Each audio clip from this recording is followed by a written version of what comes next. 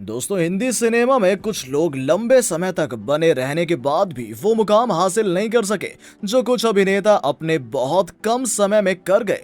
ऐसा ही एक नाम है गुरुदत्त जी का, जिन्होंने बहुत ही कम समय में हिंदी सिनेमा में अपनी बेहद गहरी छाप छोड़ी। गुरुदत्त जी का नाम दुनिया के सर्वकालिक महान अभिनेताओं में शामिल है। 50 से 60 के दशक में हिंदी सिनेमा पर राज करने वाले फेमस अभिनेता, निर्देशक और निर्माता बहुमुख प्रतिभा के धनी गुरुदत्त साहब वास्तव में किसी भी परिचय के मोहताज नहीं है। अपने बेहतरीन अभिनय के लिए जाने जाने वाले गुरुदत्त प्रत्येक कला में माहिर थे। इनका हर एक अंदाज देखने जैसा होता था। भारतीय हिंदी सिनेमा में उन जैसा कलाकार शायद ही कोई रहा होगा। उनकी यूं तो कई फिल्में सुपरहिट हुई, लेकिन कुछ विशेष फिल्मों के लिए उन्हें अक्सर याद किया जाता है, जिनमें प्यासा, कागज के फूल, साहिब बीबी और गुलाम और 14वीं का चांद जैसी सुपरहिट फिल्म शामिल हैं। एक दौर था जब गुरुदत्त जी के साथ हर कोई काम करने की इच्छा रखता था। बहुत ही कम लोगों को ज्ञात होगा कि गुरुदत्त अपने समय के एक अभिनेता, निर्देशक और निर्माता होने के साथ साथ बहुत अच्छे कोरियोग्राफर भी रहे। तो दोस्तों, आज हम बात करेंगे हिंदी सिनेमा के जाने माने सुपरस्टार गुरुदत्त के प्रारंभिक जीवन, करियर और पारिवारिक जीवन से जुड़ी तमाम बातें, और साथ ही उनकी कम उम्र में अचानक से हुई मृत्यु का राज जानने के लिए हमारे इस वीडियो को पूरा जरूर देखें। बात करें इनके प्रारंभिक जीवन की, तो गुरुदत्त जी का जन्म 9 जुलाई सन 1925 को बेंगलोर, मैसूर राज्य में हुआ था। गुरुदत्त कोंकण के चित्रपुर सारस्वत की एक ब्राह्मण फैमिली से बिलोंग करते थे, लेकिन इनका बचपन कलकत्ता के भवानीपुर में बीता, जिसके चलते गुरुदत्त पर बौद्धिक एवं सांस्कृतिक प्रभाव पड़ा। उनका वास्तविक नाम वसंत कुमार शिवशंकर पादुकोणे था। बंगाली संस्कृति में रहने के कारण उन्होंने अपना नाम बदलकर गुरुदत्त रख लिया। इनको बचपन से ही कला के प्रति आकर्षण रहता था। कहा जाता है कि जब उनकी दादी आरती का दिया जलाया करती थी, तब गुरुदत्त उस दिए की रोशनी में दीवार पर अपनी उंगलियों की मुद्राओं से कई प्रकार के चित्र बनाया करते थे। बता दें कि आर्थिक तंगी के कारण गुरुदत्त स्कूली शिक्षा ग्रहण तो नहीं कर सके, लेकिन 16 वर्ष की उम्र में उन्होंने अल्मोड़ा जाकर 3 साल तक संगीत, नृत्य और नाटक की शिक्षा ली, और 1944 में दूसरे विश्व युद्ध के कारण वो अपने घर की ओर चल दिए। कुछ समय बाद गुरुदत्त के चाचा ने उनके पुणे में प्रभात फिल्म कंपनी में एक सहायक निर्देशक के रूप में 3 साल के अनुबंध के तौर पर नौकरी दिला दी, जिसके चलते गुरुदत्त पुणे चले गए।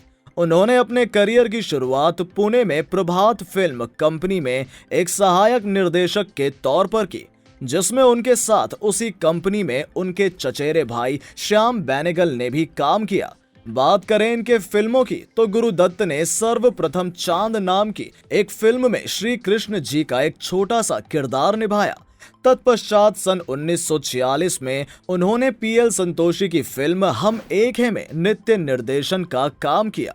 सन 1947 में गुरुदत्त का 3 साल का अनुबंध समाप्त होने के बाद उन्होंने प्रभात फिल्म कंपनी के सीईओ बाबूराव के साथ एक सहायक के रूप में दोबारा काम किया, लेकिन इसमें सफलता न मिलने के कारण वो अपने परिवार के साथ मुंबई आ गए और लगभग 10 महीने तक अपने घर मुंबई में अपने परिवार के साथ रहे।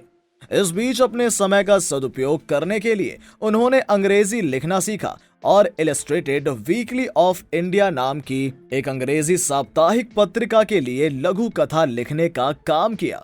इसी बीच उन्होंने संघर्ष की पटकथा भी लिखी थी। इसके बाद उन्होंने अमिय चक्रवर्ती की फिल्म गर्ल्स स्कूल और ज्ञान मुखर्जी की फिल्म संग्राम में काम किया, और इसके साथ ही गुरुदत्त को उनके मित्र देवानंद की न्यू फिल्म कंपनी नवकेतन में एक निर्देशक के रूप में काम करने का मौका मिला, और गुरुदत्त ने फिल्म बाजी का निर्देशन किया, जो कि 1991 में पर्दे पर आई।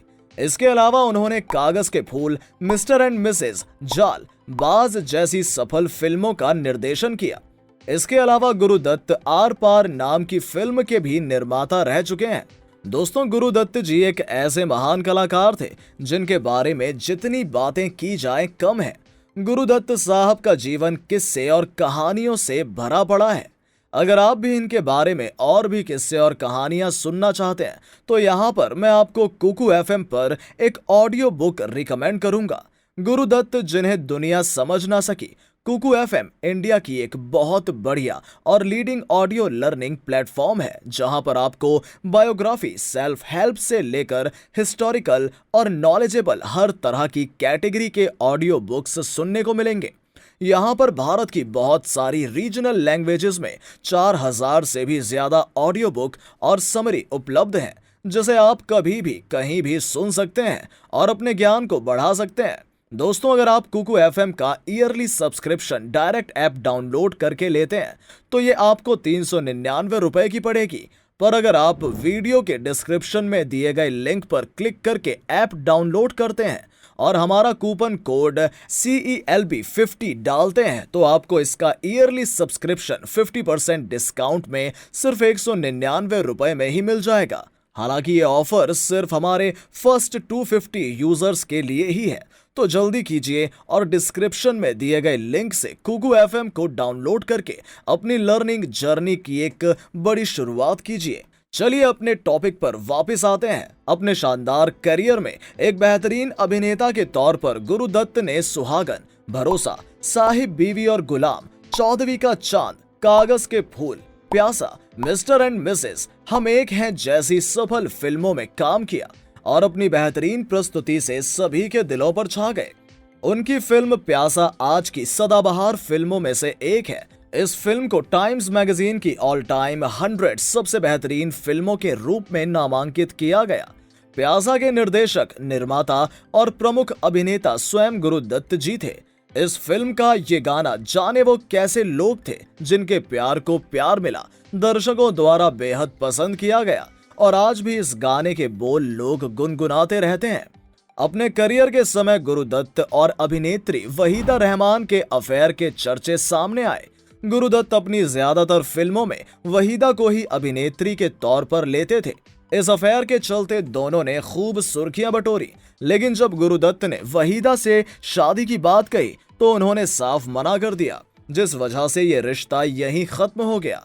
बात करें गुरुदत्त के पारिवारिक जीवन की तो इनके पिता का नाम शिव शंकर राव पादुकोणे और मां का नाम वसंती पादुकोणे था। उनके पिता अपने समय में एक विद्यालय के हेडमास्टर हुआ करते थे और फिर बाद में वो एक बैंक के मुलाजिम बन गए। बात करें गुरुदत्त की मां की तो वो एक गृहिणी थी, साथ ही घर में रहकर लघु कथाएं लिखने का शौक रखती थीं। उन्होंने कई बंगाली उपन्यासों का कन्नड़ भाषा में अनुवाद भी किया। गुरुदत्त के भाई का नाम आत्माराम और देवी दत्त था। इसके अलावा गुरुदत्त की एक बहन थी जिनका नाम ललिता लाजमी था। ललिता जी एक फेमस पेंटर हैं। गुरुदत्त के भाई आत्माराम फिल्म डायरेक्टर थे। देवी दत्त भी डायरेक्टर और प्रोड्यूसर थे। बात करें गुरुदत्त की शादी की तो इन्होंने पार्श्व गायिका गीता राय से शादी की। गीता राय बाबूजी धीरे चलना, जाने कहां मेरा जिगर गया जी जैसे सदाबहार गानों के लिए जानी जाती हैं। गीता जी ने 16 वर्ष की उम्र में फिल्म भक्त प्रहलाद में अपना पहला गाना गाया था।